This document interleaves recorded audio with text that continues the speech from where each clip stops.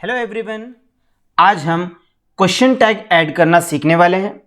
Video में आगे बढ़ने से पहले मैं आपको बता दूं कि वीडियो के एंड में एक एक्सरसाइज दी हुई है जिसमें कुछ सेंटेंसेस हैं।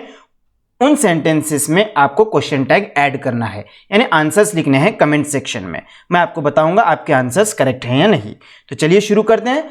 सबसे पहले देखते हैं what is question tag. Question tag किसे कहते हैं? They are short questions at the end of a statement. कोई स्टेटमेंट होता है, उसके एंड में जो शॉर्ट क्वेश्चन होगा that will be question tag. अभी क्वेश्चन टैग कब और कहां कैसे यूज किए जाते हैं? They are mainly used in speech when we want to do two things. Speech में या हम कोई सेंटेंस कह रहे हो या कोई सेंटेंस लिख रहे हो, उस वक्त ये दो काम करने के लिए क्वेश्चन टैग का यूज किया जाता है। पहला, to confirm that something is true और नॉट। कोई बात जो कही गई है वो सही है या नहीं, ये कंफर्म करने के लिए यूज किया जाता है। फॉर एग्जाम्पल, किसी ने सेंटेंस कहा, मैं कल गोवा जा रहा हूं।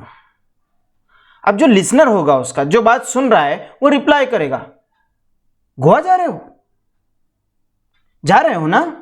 तो ये जो सेंटेंसेस मैंने अभी कहे वो है short questions at the end of the statement. इनको कहेंगे क्वेश्चन टैग्स। या फिर लिसनर की बोलने की जरूरत नहीं है, कभी कभार स्पीकर भी कहेगा, जो खुद सेंटेंस बोल रहा है वो भी कहेगा, मैं कल गोवा जाने वाला हूं, जा सकता हूं ना? इस तरह से। उसी तरह से, to encourage a reply from the person we are speaking to. हम जिससे बात कर रहे हैं उससे अगर हमको रिप्लाई चाहिए, हम चाहते हैं कि वो हमें आंसर दे, तो उस वक्त भी क्वेश्चन टैग्स का यूज किया जाता है। फॉर एग्जाम्पल, एक स्टेटमेंट कही गई, टीचर कह रहे हैं स्टूडेंट को, तुम्हें पढ़ाई करनी है, तुम्हें पढ़ाई करनी चाहिए, और आगे कहेंगे करोगे ना, करनी चाहिए ना। तो ये जो आगे मैं कह रहा हूं करनी चाहिए ना स्टडी, तो this is short question eight the end of the statement. इनको कहते हैं क्वेश्चन टैग्स। अब ग्रामर में ये क्वेश्चन टैग किसी सेंटेंस को किस तरह से ऐड किया जाता है हम वो देखते हैं। जब भी कोई स्टेटमेंट दिया हुआ होगा, जैसे कि यहां पे दिया हुआ है Jack is from England, if that statement is positive then the question tag will be negative. देखिए, ये पॉजिटिव स्टेटमेंट है, Jack is from England. Positive किसको कहेंगे? स्टेटमेंट जिसमें कोई निगेटिव वर्ड नहीं आया हो। No, not, never, nothing, neither, not, these are negative words. ये स्टेटमेंट में नहीं आया है कोई नेगेटिव वर्ड, इसलिए ये पॉजिटिव स्टेटमेंट है। तो इसलिए इसका जो क्वेश्चन टैग बनेगा दैट विल बी निगेटिव। देखिए यहां पे इजंट ही, इसमें ये नॉट का यूज हुआ है, that's why the question tag is negative.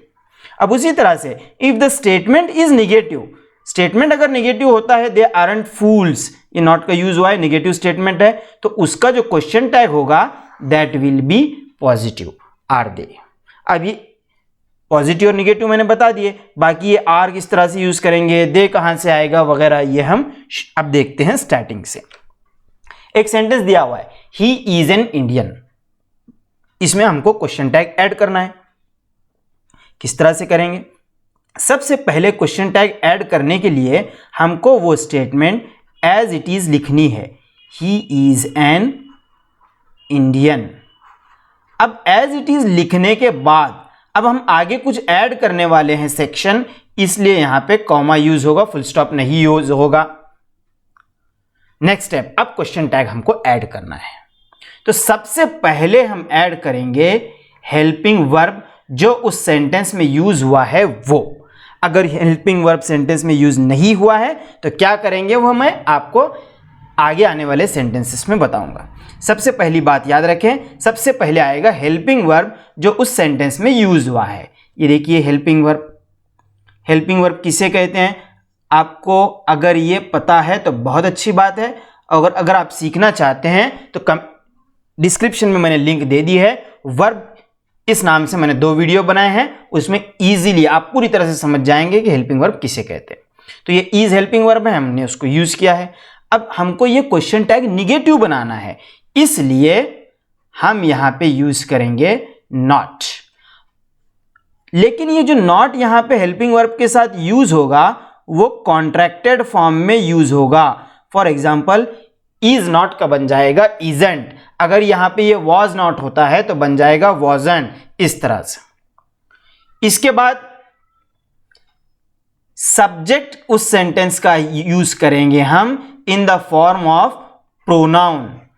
इस सेंटेंस का सब्जेक्ट, अब सब्जेक्ट किसे कहते हैं यह भी अगर आप सीखना चाहते हैं तो मैंने एक वीडियो ऑलरेडी बनाया हुआ है पार्ट्स ऑफ द सेंटेंस, उसकी भी लिंक डिस्क्रिप्शन में दी हुई है। अगर आप वहां से सीखना चाहते हैं तो देख लीजिए, आप इजीली उस बात को भी समझ जाएंगे। तो इस सेंटेंस में सब्जेक्ट है ही। सब्जेक्ट को मैं शॉर्ट में बता दूं, डूअर ऑफ द एक्शन को कहा जाता है सब्जेक्ट। शॉर्ट में कह रहा हूं, डिटेल आपको वीडियो में समझ जाएगा।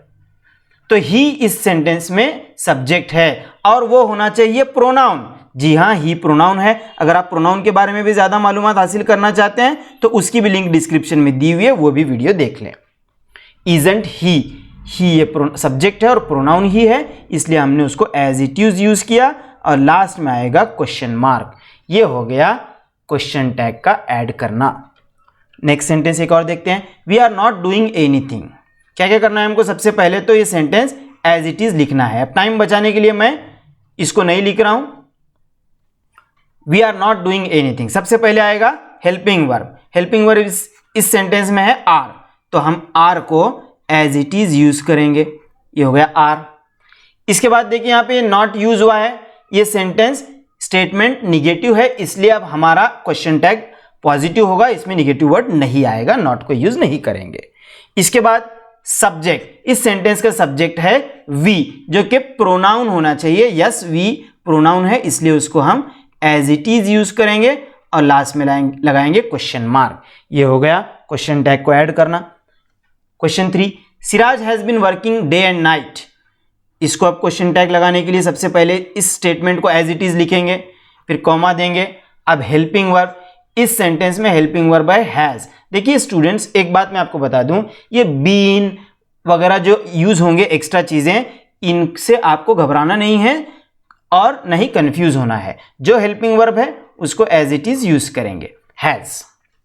उसके बाद निगेटिव वर्ड नॉट, ये सेंटेंस पॉजिटिव है, इसलिए इसके साथ निगेटिव वर्ड नॉट यूज करेंगे, लेकिन कॉन्ट्रैक्टेड फॉर्म में, वो बन गया हैजंट।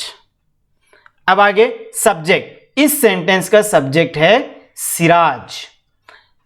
हमको सिराज जो है ना प्रोनाउन बना के लिखना है। सिराज ये एक नाउन है, इसको प्रोनाउन जब बनाते हैं तो Siraj is the name of a boy.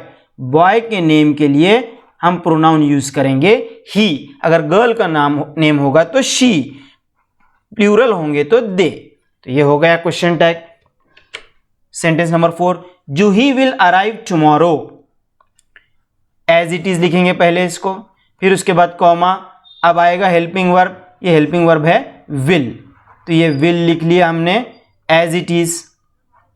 इसके बाद देखिए ये स्टेटमेंट पॉजिटिव है, इसलिए इसमें आएगा अभी नॉट। विल को जब नॉट लगेगा तो वो विलेंट नहीं बनेगा, बल्कि वो बनेगा वोंट। ये याद रखिए आप, वोंट। इसके बाद सब्जेक्ट, ये देखिए जूही है सब्जेक्ट, जो कि है एक नाउन। इस नाउन को हमें प्रोनाउन बनाना है, मैंने कुछ देर पहले ही बताया। नेम ऑफ ए गर्ल रहेगा तो शी बनेगा। और लास्ट में क्वेश्चन मार्क। ये हो गए 4 sentences. Last sentence, Rohit and Irfan have been playing together. अब Rohit and Irfan have been, ये स्टेटमेंट को एज इट इज लिखेंगे। उसके बाद हेल्पिंग वर्ब आएगा हैव। ये सेंटेंस भी पॉजिटिव है, इसलिए इसके साथ हम यूज करेंगे निगेटिव वर्ड नॉट, लेकिन कॉन्ट्रैक्टेड फॉर्म में, वो बन गया haven't. Subject Rohit and Irfan, ये सब्जेक्ट हैं, तो इसलिए हम यूज करेंगे, ये रोहित एंड इरफान प्लूरल है, इसलिए आएगा दे। और लास्ट में आएगा क्वेश्चन मार्क। अब मैं आपको बता दूं, अगर हेल्पिंग वर्ब सेंटेंस में नहीं हो तो हमें डू, डज या डिड का यूज करना है हेल्पिंग वर्ब के तौर पर। कौन सा यूज करेंगे तीनों में से? अगर दिए हुए स्टेटमेंट में हेल्पिंग वर्ब नहीं है और वर्ब प्रेजेंट टेंस में है तो यूज करेंगे डू। और अगर वर्ब प्रेजेंट टेंस में हो और थर्ड पर्सन सिंगुलर का उसे एस या ईएस लगा हुआ हो, फॉर एग्जाम्पल ईट का ईट्स हुआ है, गो का गोज हुआ है, तो उस वक्त डज ये हेल्पिंग वर्ब यूज करेंगे।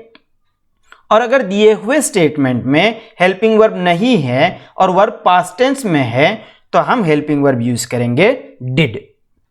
तो ये हो गए रूल। लास्ट सेंटेंस है जिसमें हेल्पिंग वर्ब नहीं दिया हुआ है। तो देखिए अभी जैसे बताया, स्टेटमेंट को एज इट इज लिखेंगे और कॉमा देंगे, दे लिव इन मुंबई, इसमें कोई हेल्पिंग वर्ब नहीं है, इसलिए हमको फाइंड करना है वर्ब जो है लिव। अगर ये वर्ब प्रेजेंट टेंस में है तो डू, इसे एक्स्ट्रा एस या ईएस लगा हुआ है तो डज, और अगर पास्ट टेंस में है तो डिड। तो लिव ये प्रेजेंट टेंस है इसलिए आएगा डू, और ये पॉजिटिव स्टेटमेंट है इसलिए यहां पे आएगा नॉट और बन गया है वो डोंट। और लास्ट में आएगा सब्जेक्ट प्रोनाउन की सूरत में, ये सब्जेक्ट दे ऑलरेडी प्रोनाउन है इसलिए इसको हम एज इट इज लिखेंगे और लास्ट में लगाएंगे क्वेश्चन मार्क। ये हो गया हमारा लास्ट स्टेटमेंट। अब आपके लिए है एक्सरसाइज। आपको इस एक्सरसाइज में 5 स्टेटमेंट्स दिए हुए हैं, 5 क्वेश्चंस हैं ये, इनको क्वेश्चन टैग ऐड करना है आपको।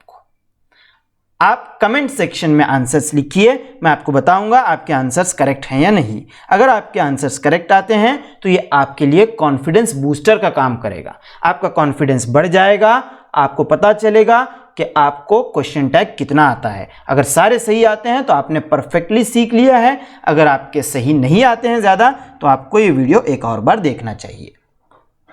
तो उम्मीद करता हूँ ये वीडियो आपको समझ में आया होगा, पसंद भी आया होगा। तो इस वीडियो को लाइक और शेयर ज़रूर करें और इसी तरह के एजुकेशनल वीडियो सबसे पहले देखने के लिए चैनल को सब्सक्राइब भी कीजिए।